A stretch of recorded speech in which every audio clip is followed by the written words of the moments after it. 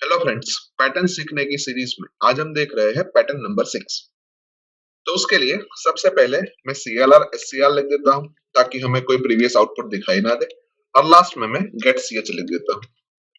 अभी हम पैटर्न को ध्यान से देखें तो पैटर्न के अंदर हमें 4 रोज चाहिए और हर एक डिजिट के अंदर हमें डिफरेंट नंबर्स प्रिंट करवाना है। फॉर एग्जाम्पल, फर्स्ट रो के अंदर हमें एक नंबर प्रिंट करवाना है, सेकेंड रो के अंदर हमें 2 नंबर प्रिंट करवाने हैं, थर्ड रो के अंदर हमें 3 नंबर प्रिंट करवाने हैं और फोर्थ रो के अंदर हमें 4 नंबर प्रिंट करवाने हैं। यानी कि सबसे ज्यादा हमें फोर्थ रो के अंदर 4 नंबर प्रिंट करवाने हैं। यानी कि हम ऐसा भी कह सकते हैं कि इस पैटर्न को हमें 4x4 ग्रिड के अंदर प्रिंट करवाना है। और पैटर्न के इंट्रोडक्शन के अंदर हमने ग्रिड कैसे बनाते हैं वो देखा था। तो लेट अस से उसके लिए मैं यहाँ पे एक फॉर लूप लिख देता हूँ, जिस फॉर लूप के अंदर मैं मैसेज दे रहा हूँ कि i is equals to 1, i less than और इक्वल्स टू 4 और i प्लस प्लस, जहां पे i और कुछ नहीं लेकिन रो को रिप्रेजेंट कर रहा है। उसके अंदर हम एक और फॉर लूप लिखते हैं और जहां पे हम मैसेज दे रहे हैं कि j is equals to 1, j less than और इक्वल्स टू 4 और j प्लस प्लस, जहां पे j और कुछ नहीं लेकिन कॉलम की वैल्यू रिप्रेजेंट कर रहा है। अभी सेकेंड लूप के अंदर हम एक प्रिंटफ स्टेटमेंट लिख देते हैं और जहां पे हम मैसेज दे रहे हैं कि स्टार, यानी कि जब i की वैल्यू 1 होगी उस वक्त ये पूरा फॉर लूप 4 बार एग्जीक्यूट होगा और 4 स्टार प्रिंट करके देगा। एंड उसके बाद हम एक प्रिंटफ स्टेटमेंट लिख देते हैं, जिस प्रिंटफ स्टेटमेंट के अंदर हम लिखते हैं कि स्लैश n, यानी कि 4 स्टार प्रिंट हो जाने के बाद हमारा कंट्रोल नई लाइन में आ जाएगा। यानी कि ये पूरा लूप हमें 4x4 ग्रिड के अंदर स्टार प्रिंट करके देगा। अभी लूप के अंदर हमने i और j दो वेरिएबल का यूज किया है, लेकिन हमने उसको डिक्लेयर नहीं किया। तो लेट अस से हम उसको डिक्लेयर कर देते हैं कि integer i as well as j, and फिर प्रोग्राम को टेस्ट कर देते हैं। तो हमें 4x4 ग्रिड के अंदर स्टार प्रिंट होके मिलते हैं, जो कि परफेक्टली सही है। पर हमें 4x4 ग्रिड के अंदर सभी जगह पे स्टार प्रिंट नहीं करवाना है, कुछ जगह पे नंबर प्रिंट करवाना है और कुछ जगह पे कुछ भी प्रिंट नहीं करवाना है, या फिर हम ऐसा भी बोल सकते हैं कि स्पेस प्रिंट करवानी है। तो लेट अस से उसके लिए हम पैटर्न को फिर से एक बार एनालाइज कर देते हैं।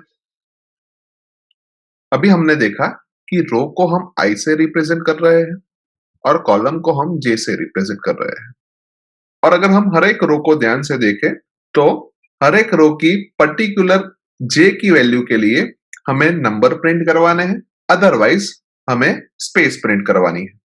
तो लेट अस से हम चेक कर लेते हैं कि कहां पे हमें नंबर प्रिंट करवाने हैं और कहां पे हमें स्पेस प्रिंट करवानी है।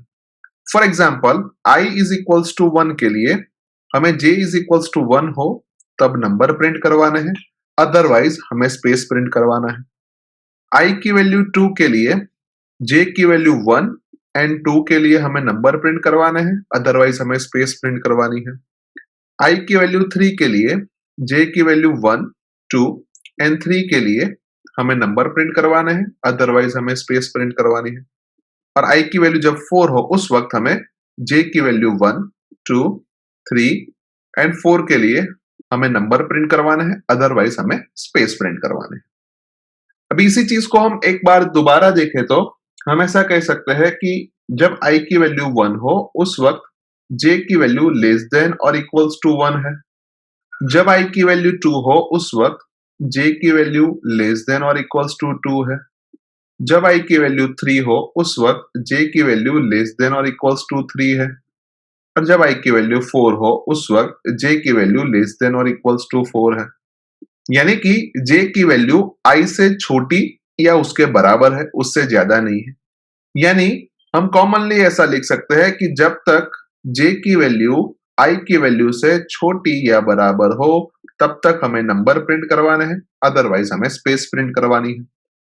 अभी हमने पैटर्न को 4x4 ग्रिड के अंदर प्रिंट करवाया था और उसके लिए हमने दो फॉर लूप लिखे थे, जहां पे पहला फॉर लूप i यानी कि रो के लिए था और सेकंड फॉर लूप j यानी कि कॉलम के लिए था।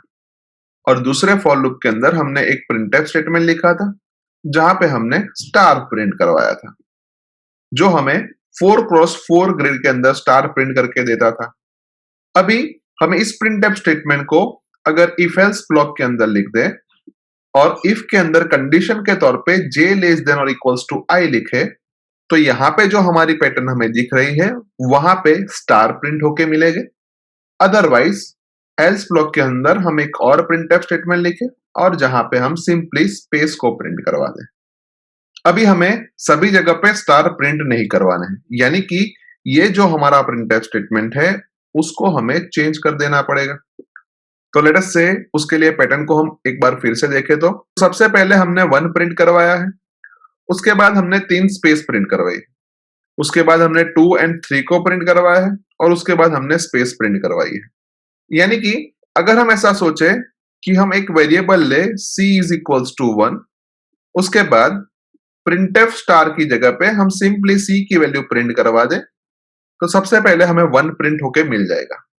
उसके बाद जब हम सेकंड टाइम इफ ब्लॉक के अंदर आएंगे उस वक्त हमें 2 प्रिंट करवाना है, यानी कि जो पहले c की वैल्यू थी उसको हमें इंक्रीमेंट करना पड़ेगा। तो उसके लिए मैं सिंपल सा लिख देता हूं कि c प्लस प्लस, यानी जब हम सेकंड टाइम इफ ब्लॉक के अंदर आएंगे उस वक्त हमें 2 प्रिंट होके मिलेगा।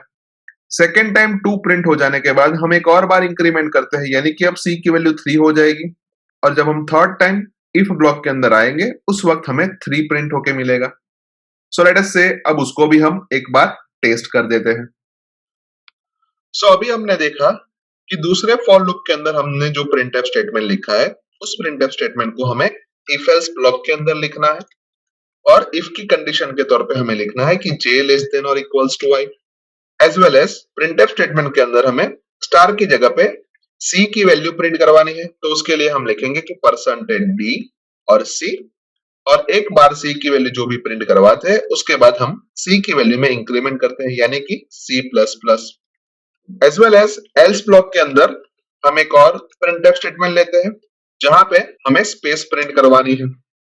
उसके साथ साथ हमें c को डिक्लेयर करना पड़ेगा। एज वेल एज हमने देखा था कि हमने c की वैल्यू को 1 से इनिशियलाइज किया था, यानी कि यहाँ पे हम लिख देते हैं कि c इज इक्वल्स टू 1 और फिर प्रोग्राम को टेस्ट कर देते हैं। तो हम ध्यान से देखें तो हमें हमारी डिजायर पैटर्न प्रिंट होके मिल रही है, लेकिन फोर्थ रो को हम ध्यान से देखें तो वहां पे 9 और 10 के बीच में हमें जो स्पेस चाहिए वो हमें दिख नहीं रही है। तो उसके लिए हम प्रोग्राम के अंदर थोड़ा मॉडिफिकेशन कर देते हैं, जहां पे हम %d की जगह पे %3d लिखते हैं और फिर प्रोग्राम को फिर से एक बार टेस्ट कर लेते हैं।